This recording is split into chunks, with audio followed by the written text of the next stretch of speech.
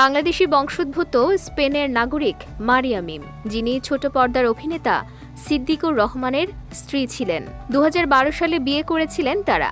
বিয়ের 1 বছর পরই তাদের সংসারে আসে প্রথম সন্তান আরশ হোসেন।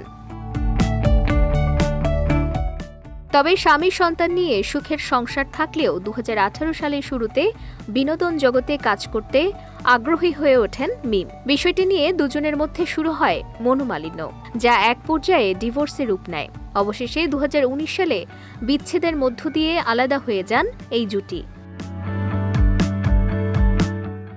এরপর পেরিয়ে যায় 6 বছর। তবে নতুন করে আবারও সম্পর্কে জড়িয়েছেন সিদ্দিকের প্রাক্তন স্ত্রী মারিয়া মিম। সম্প্রতি ইনস্টাগ্রামে এক যুবকের সঙ্গে একটি ভিডিও প্রকাশ করেছেন তিনি নিজেই, যেখানে নিজের ভালোবাসার মানুষের চেহারা ঢেকে রাখলেও ওই যুবককে আমার ভালোবাসা বলেই সম্বোধন করেছেন এই মডেল ও অভিনেত্রী।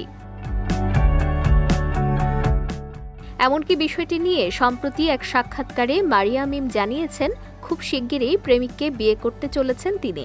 তার কথায়, হ্যাঁ, আমি প্রেম করছি, তবে আমার বয়ফ্রেন্ড মিডিয়ার না, তিনি মিডিয়ার বাইরের লোক।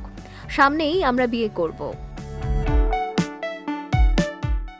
মারিয়া মিম চান না তার সঙ্গে সিদ্দিককে জড়িয়ে কোনো প্রশ্ন তৈরি হোক। এই মডেল বললেন, সিদ্দিক তো আমার প্রাক্তন, ডিভোর্স হয়ে গেলে তার সঙ্গে দেখা করাটাও পাপ। তিনি আমার জন্য এখন একজন পরপুরুষ। প্লিজ সিদ্দিককে আর জামাই বানাই দিয়েন না।